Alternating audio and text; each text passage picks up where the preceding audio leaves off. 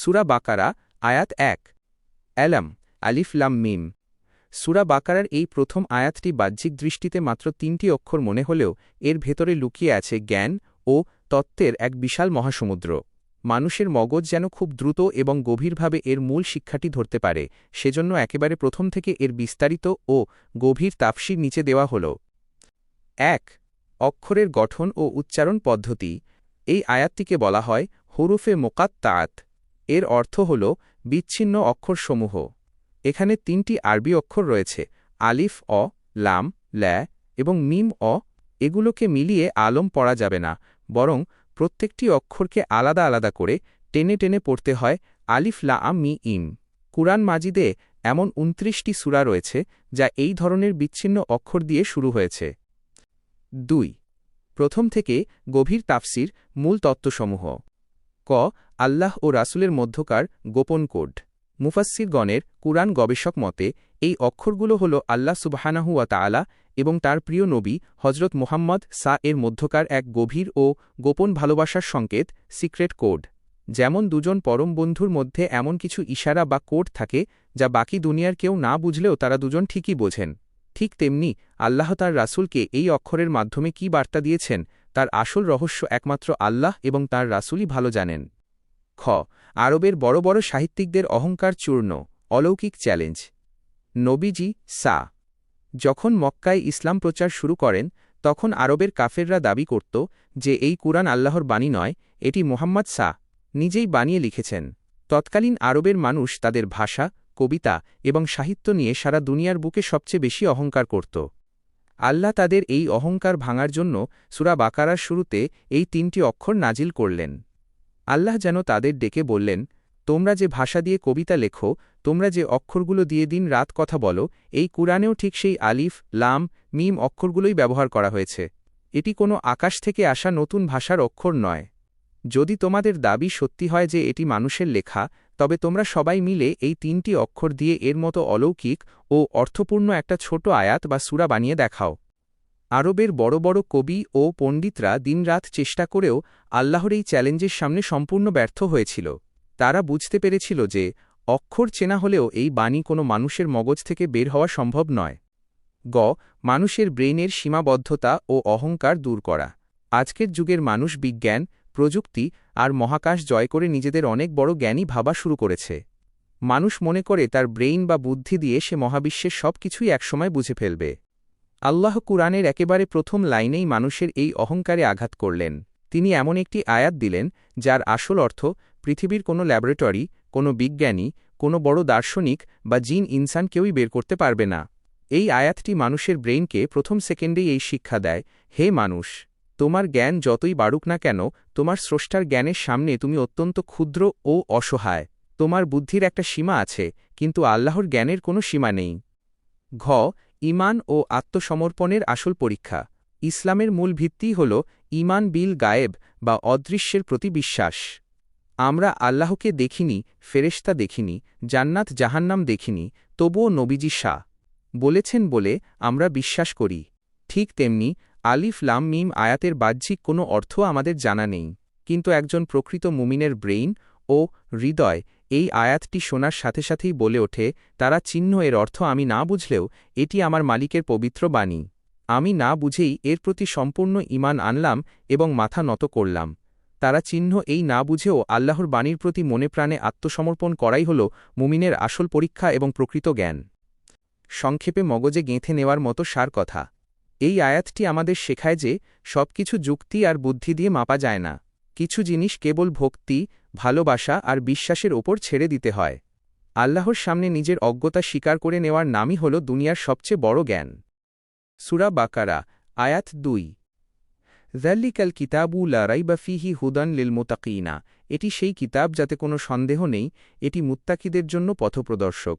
১ নম্বর আয়াতে মানুষের বুদ্ধির সীমাবদ্ধতা প্রকাশ করার পর এই ২ নম্বর আয়াতে আল্লাহ মানুষের মগজে চিরদিনের জন্য এক পরম সত্য গেঁথে দিয়েছেন। প্রথম থেকে এর গভীর তাফসীর নিচে দেওয়া হল। ১ দুনিয়ার সব বই বনাম আল্লাহর কিতাব। চ্যালেঞ্জ। মানুষ যখন কোনো বই বা গবেষণাপত্র লেখে তখন ভূমিকার শুরুতেই বিনয়ের সাথে লিখে দেয়, তারা চিহ্ন মানুষ মাত্রই ভুল হতে পারে।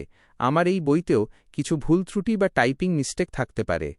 আপনারা দয়া করে ধরিয়ে দিলে পরের সংস্করণে সংশোধন করা হবে। কিন্তু আল্লাহ রব্বুল আলামিন কুরআনের শুরুতেই বুক ফুলিয়ে চ্যালেঞ্জ দিয়ে বলছেন, লা রাইবা ফিহ, এর ভেতর কোনো ভুল, সংশয় বা সন্দেহের বিন্দুমাত্র অবকাশ নেই।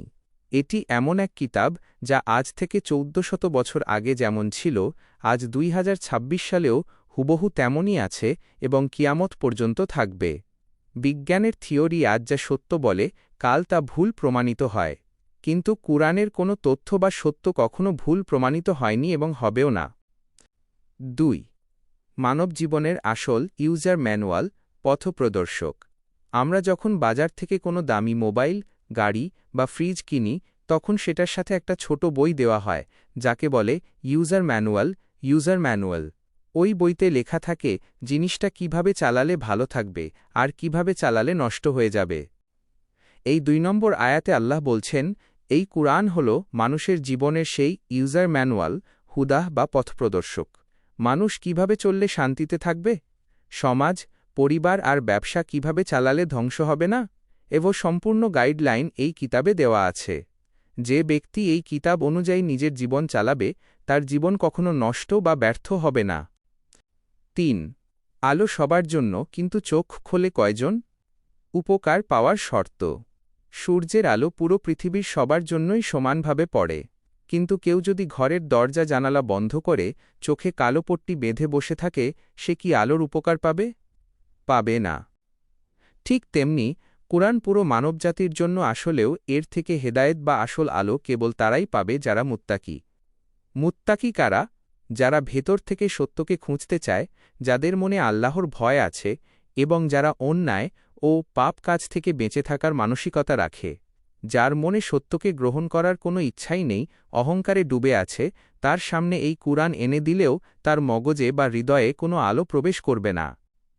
সংক্ষেপে মগজে গেঁথে নেওয়ার মতো সার কথা। এই আয়াতটি আমাদের ব্রেইনকে এই শিক্ষা দেয় যে কুরআন কোনো সাধারণ গল্পের বই নয়, এটি পরম সত্য এবং ভুল ত্রুটির ঊর্ধ্বে। তবে এর ভেতরের আলো আর গাইডলাইন যদি নিজের জীবনে কাজে লাগাতে হয়, তবে সবার আগে নিজের অহংকার দূর করে মনকে পরিষ্কার করতে হবে এবং আল্লাহর ভয় বুকে ধারণ করতে হবে। সূরা বাকারা, আয়াত ৩।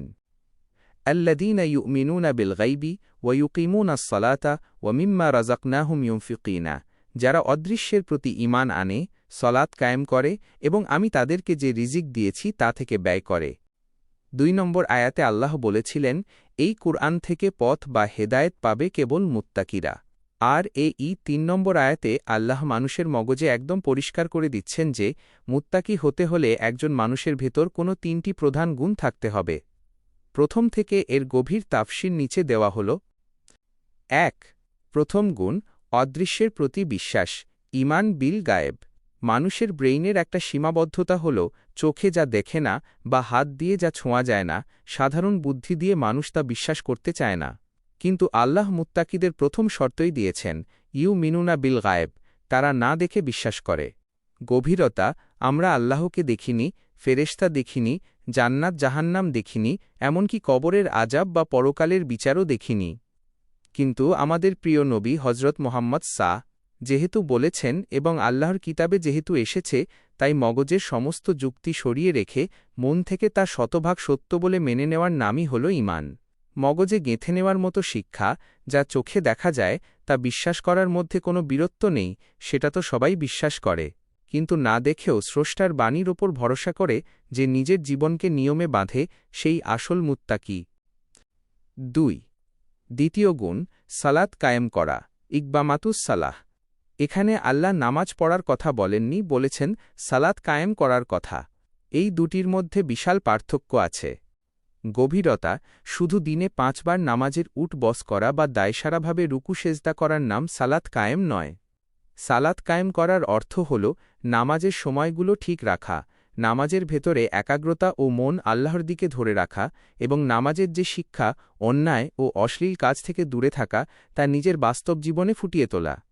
মগজে গেঁথে নেওয়ার মতো শিক্ষা, নামাজ হল বান্দার সাথে আল্লাহর সরাসরি কানেকশন, যোগাযোগ। একজন মুত্তাকি ব্যক্তি দুনিয়ার যত ব্যস্ততার মাঝেই থাকুক না কেন, আল্লাহর সাথে এই যোগাযোগের সময়টাকে সবচেয়ে বেশি গুরুত্ব দেয়। ৩. তৃতীয় গুণ আল্লাহর দেওয়া রিজিক থেকে দান করা, ইনফাক। আল্লাহ বলেছেন, আমি মানুষকে যে রিজিক দিয়েছি তা থেকে তারা ব্যয় করে। গভীরতা, এখানে খুব সূক্ষ্ম একটি বিষয় লুকিয়ে আছে। আল্লাহ বলেননি তোমাদের টাকা থেকে দান করো, তিনি বলেছেন আমার দেওয়া রিজিক থেকে। এর মানে হল মানুষ যেন কখনো অহংকার করে না বলে যে এই সম্পদ আমার নিজের গায়ের জোরে বা বুদ্ধিতে কামানো। আসল সত্য হল বুদ্ধি, শক্তি এবং সম্পদ সবই আল্লাহর দেওয়া। আল্লাহ নিজের দেওয়া জিনিস থেকেই সামান্য কিছু অংশ গরিব দুঃখীদের পেছনে খরচ করতে বলেছেন। রিজিকের আসল অর্থ, রিজিক মানে শুধু টাকা পয়সা নয়। আপনার গায়ের শক্তি, আপনার মগজের বুদ্ধি বা জ্ঞান, আপনার ভালো ব্যবহার, এগুলো আল্লাহর দেওয়া রিজিক। একজন মুত্তাকি মানুষ তার টাকা, শ্রম ও জ্ঞান দিয়ে অন্য মানুষের উপকার করে। সংক্ষেপে মগজে গেঁথে নেওয়ার মতো সার কথা। এই আয়াতটি মানুষের ব্রেইনকে খুব সহজ একটি সূত্র দেয়। প্রকৃত মুত্তাকি বা সফল মানুষ সে যার ১ বিশ্বাস থাকবে আল্লাহর প্রতি অনড়, ২ যার শরীর ও মন মাথা নত করবে নামাজের মাধ্যমে আল্লাহর সামনে, এবং ৩ যার পকেটের টাকা ও ভেতরের দয়া প্রকাশ পাবে মানুষের সেবায় বা দানে। সূরা বাকারা, আয়াত ৪। والذين يؤمنون بما أنزل إليك وما أنزل من قبلك وبالآخرة هم يوقنون, এবং যারা বিশ্বাস করে আপনার প্রতি যা নাওয়িল করা হয়েছে এবং আপনার পূর্বে যা নাওয়িল করা হয়েছে, আর আখিরাতের প্রতি তারা দৃঢ় বিশ্বাস রাখে। ৩ নম্বর আয়াতে মুত্তাকিদের ৩টি ভেতরের ও আমলগত গুণের কথা বলার পর এই ৪ নম্বর আয়াতে আল্লাহ আরও ৩টি বিশ্বাসের মূল ভিত্তি মানুষের মগজে সেট করে দিয়েছেন। প্রথম থেকে এর গভীর তাফসির নিচে দেওয়া হল। ১ প্রথম গুণ, কুরআনের প্রতি পূর্ণ বিশ্বাস।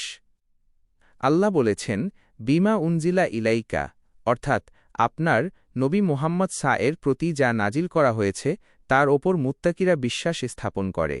গভীরতা, এর অর্থ হল পবিত্র কুরআনের প্রতিটি সূরা, প্রতিটি আয়াত এবং প্রতিটি আদেশ নিষেধকে মনে প্রাণে সত্য বলে মেনে নেওয়া।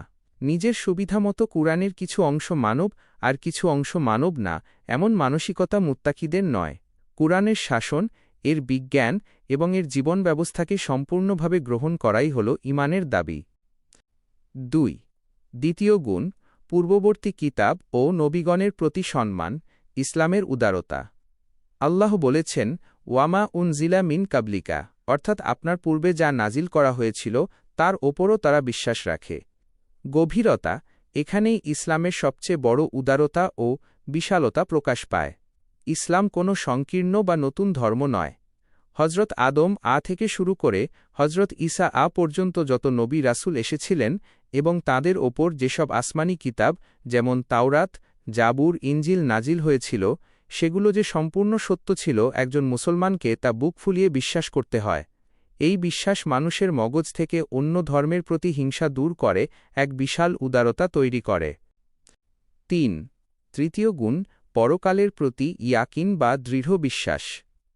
আল্লাহ এখানে পরকালের ক্ষেত্রে সাধারণ বিশ্বাসের কথা বলেননি, বলেছেন ইউকবিনুন, তারা দৃঢ় বিশ্বাস বা ইয়াকিন রাখে। গভীরতা, ঈমান আর ইয়াকিন এর মধ্যে পার্থক্য আছে। আপনি জানেন যে আগুন হাত দিলে পুড়বে, এটা হলো সাধারণ জ্ঞান বা বিশ্বাস। কিন্তু আপনি যখন চোখের সামনে আগুন জ্বলতে দেখেন এবং জানেন এতে হাত দেওয়া অসম্ভব, সেটা হলো ইয়াকিন। একজন মুত্তাকি মানুষ পরকাল, কবরের জীবন, হাসরের মাঠের হিসাব নিকাশ এবং জান্নাত জাহান্নামকে নিজের চোখের সামনে দেখার মতো দৃঢ়ভাবে বিশ্বাস করে। মগজে গেঁথে নেওয়ার মতো শিক্ষা, এই ইয়াকিন বা দৃঢ় বিশ্বাসই মানুষকে দুনিয়ার বুকে গোপনেও কোনো পাপ কাজ করতে দেয় না। কারণ তার মগজ প্রতি মুহূর্তে তাকে মনে করিয়ে দেয়, কেউ না দেখলেও আমার মালিক দেখছেন এবং এই কাজের জন্য আমাকে একদিন জবাবদিহি করতেই হবে। সংক্ষেপে মগজে গেঁথে নেওয়ার মতো সার কথা। এই ৪ নম্বর আয়াতটি আমাদের ব্রেইনকে এই শিক্ষা দেয় যে একজন প্রকৃত মুত্তাকির দৃষ্টিভঙ্গি হবে অনেক বিশাল। সে বর্তমানের কুরআনকে যেমন মানবে, অতীতের নবী রাসূলদের ইতিহাসকেও তেমন সম্মান করবে, আর ভবিষ্যতের পরকালের হিসাবকে চোখের সামনে রেখে নিজের আজকের দিনটিকে সম্পূর্ণ পবিত্র ও সৎভাবে পরিচালনা করবে। সূরা বাকারা, আয়াত ৫। উলাইকা আলাল হুদান মিন রব্বিহিম ওয়া উলাইকা হুমি আল মুফলিহিনা, তারাই তাদের রবের পক্ষ থেকে হেদায়েতের ওপর রয়েছে এবং তারাই সফলকাম। 1 নম্বর আয়াত থেকে 4 নম্বর আয়াত পর্যন্ত মুত্তাকিদের যেসব গুণাবলীর কথা বলা হয়েছে, যেমন অদৃশ্যে বিশ্বাস, সালাত কায়েম, দানশীলতা, কিতাবসমূহের প্রতি ঈমান এবং পরকালের দৃঢ় বিশ্বাস, এই 5 নম্বর আয়াতে এসে আল্লাহ সেই সব মানুষদের চূড়ান্ত রেজাল্ট বা ফলাফল ঘোষণা করছেন।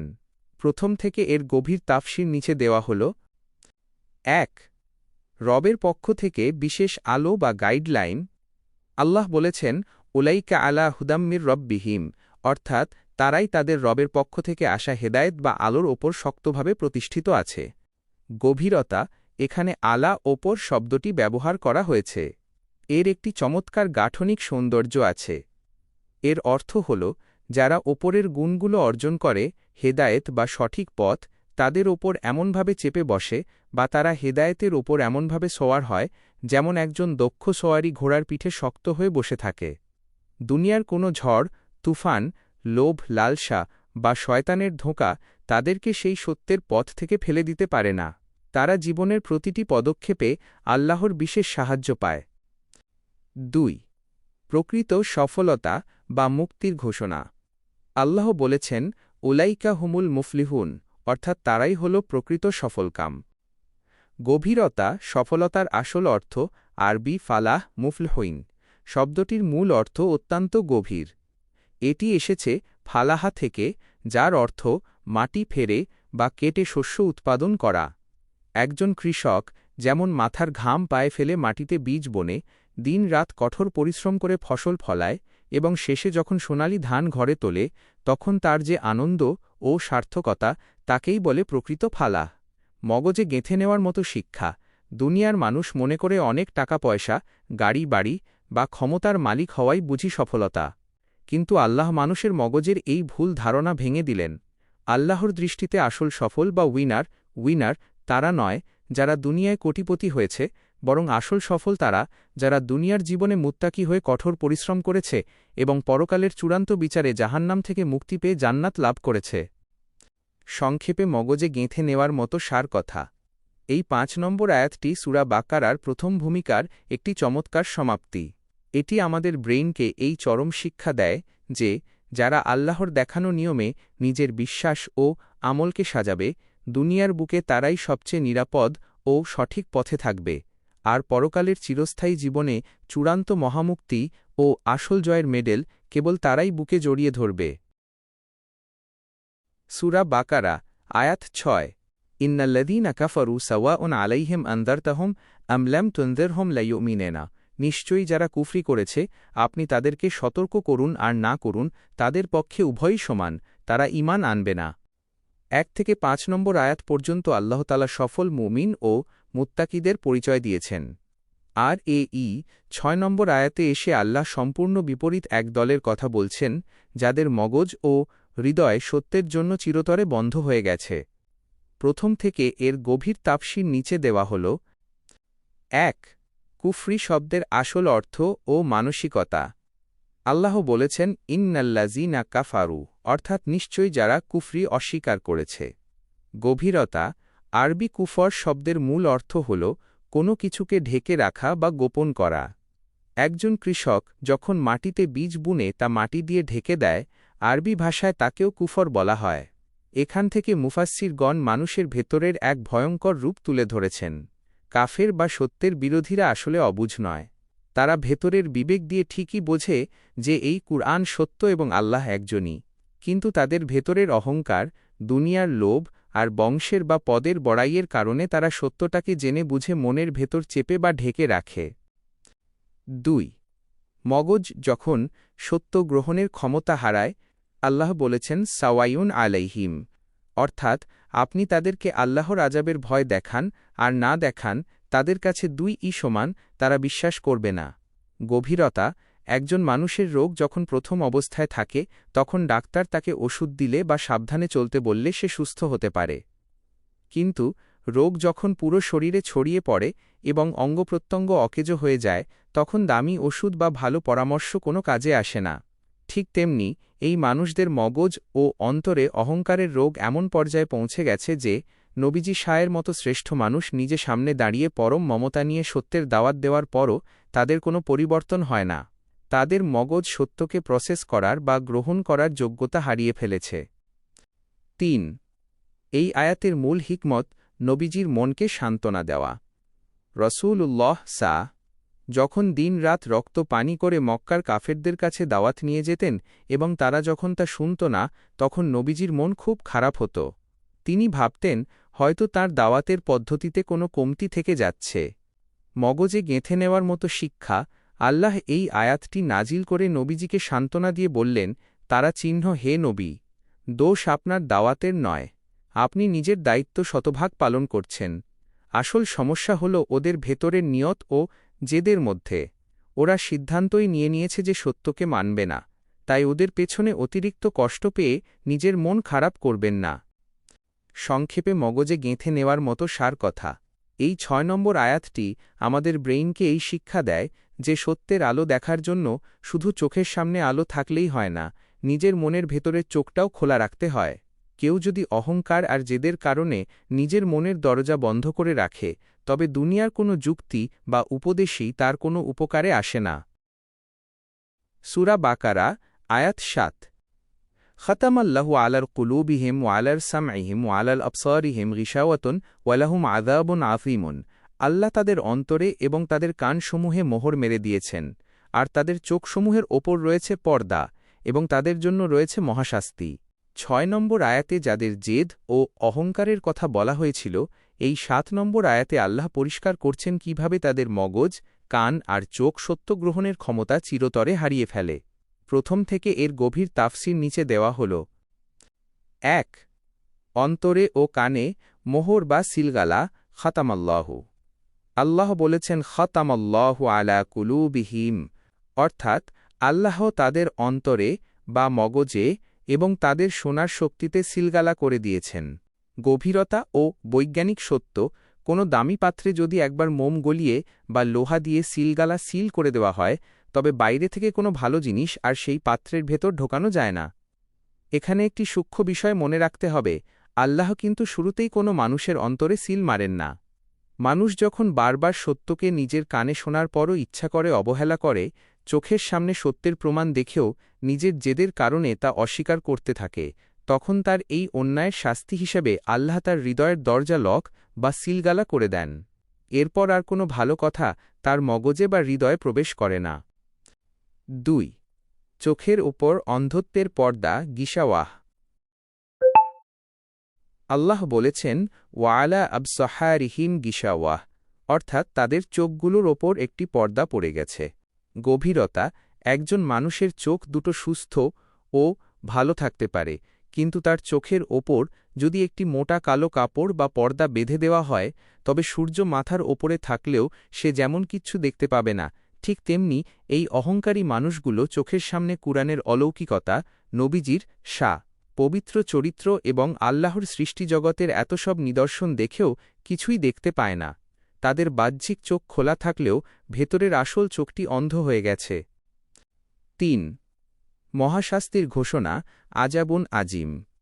আয়াতের শেষে আল্লাহ বলছেন ওয়ালাহুম আজাবুন আজিম, অর্থাৎ তাদের জন্য অপেক্ষা করছে এক বিশাল ও ভয়ঙ্কর শাস্তি।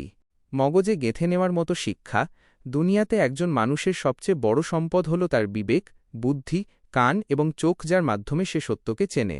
কেউ যখন এই নিয়মতগুলোকে আল্লাহর দেওয়া সঠিক পথে ব্যবহার না করে সত্যের বিরুদ্ধে জেদ ধরে, তখন সে পশুর চেয়েও নিচে নেমে যায়। আর এই চরম অপরাধের কারণে পরকালে তার জন্য কোনো সাধারণ শাস্তি নয়, বরং এক অবর্ণনীয় মহাশাস্তি প্রস্তুত রাখা হয়েছে। সংক্ষেপে মগজে গেঁথে নেওয়ার মতো সার কথা।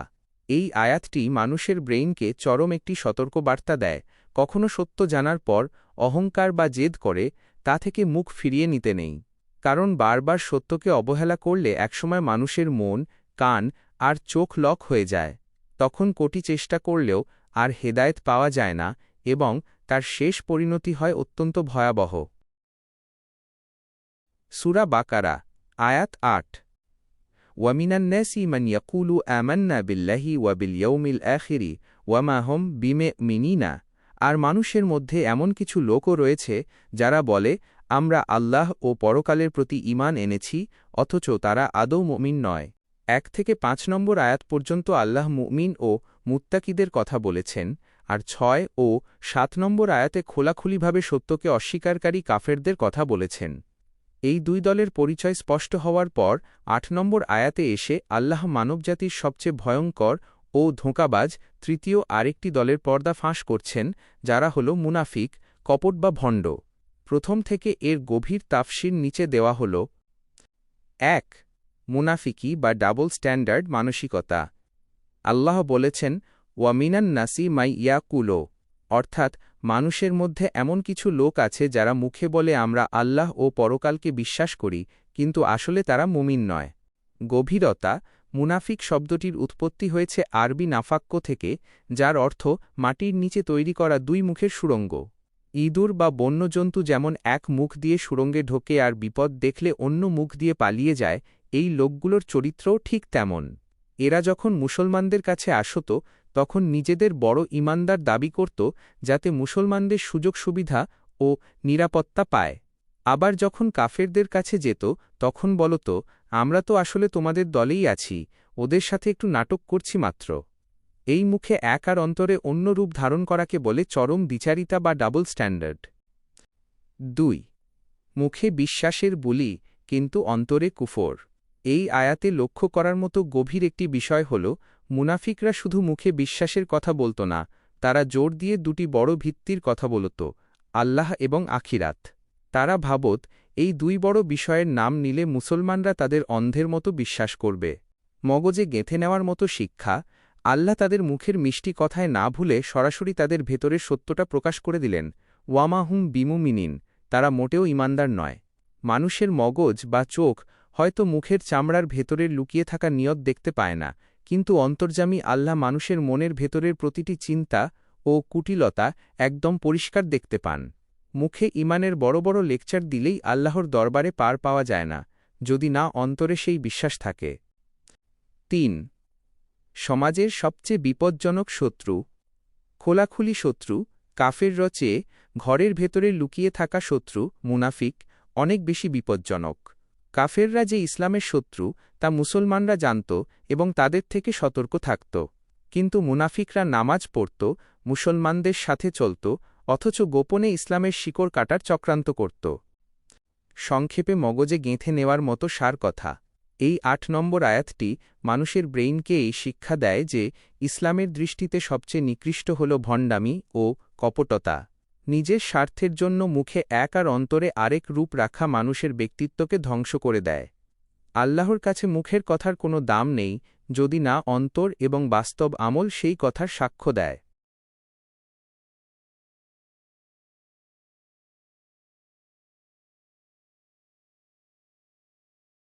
সূরা বাকারা, আয়াত 9।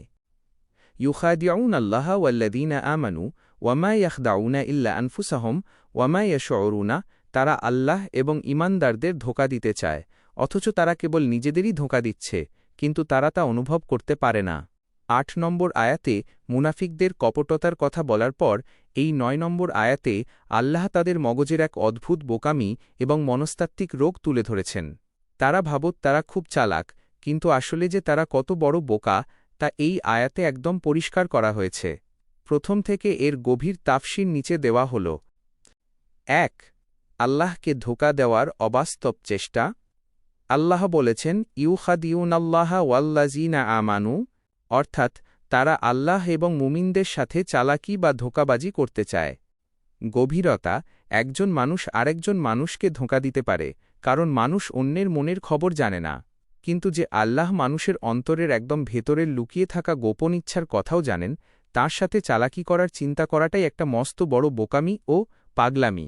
মুনাফিকরা মুখে ভালো সেজে ভাবত তারা আল্লাহকেও ফাঁকি দিয়ে দিচ্ছে এবং মুসলমানদের চোখে ধুলো দিয়ে নিজেদের খুব বুদ্ধিমান ভাবত। 2. বুমরাং বা নিজের ফাঁদে নিজেই পড়া। আল্লাহ বলছেন, ওয়ামা ইয়াখদাউনা ইল্লা আনফুসাহুম, অর্থাৎ আসল সত্য হল তারা অন্য কাউকে নয়, কেবল নিজেদেরই ধোঁকা দিচ্ছে। গভীরতা ও মগজের শিক্ষা। কেউ যখন আকাশে মুখ উঁচিয়ে থুতু ফেলে, সেই থুতু আকাশের কোনো ক্ষতি করে না, বরং নিজের মুখের ওপরই এসে পড়ে। মুনাফিকদের চালাকিটাও ঠিক তেমন। তারা ভাবছে তারা সাময়িক কিছু দুনিয়াবি ফায়দা লুটে খুব জিতে গেছে, কিন্তু আসলে তারা নিজেদের অজান্তেই নিজেদের ধ্বংসের দিকে ঠেলে দিচ্ছে। তারা দুনিয়াতেও সারাক্ষণ একটা ভয় থাকত যে এই বুঝি আমাদের আসল রূপ ফাঁস হয়ে গেল। এই মানসিক অশান্তি আর পরকালের চিরস্থায়ী জাহান্নামের আগুন সব মিলিয়ে তারা নিজেদের পায়ে নিজেরাই কুড়াল মারছিল। ৩. মগজের অন্ধত্ব বা অনুভব করার ক্ষমতার অভাব। আয়াতের শেষে আল্লাহ বলেছেন, ওয়ামা ইয়াশ উরুন, অর্থাৎ কিন্তু তারা তা অনুভব বা উপলব্ধি করতে পারে না।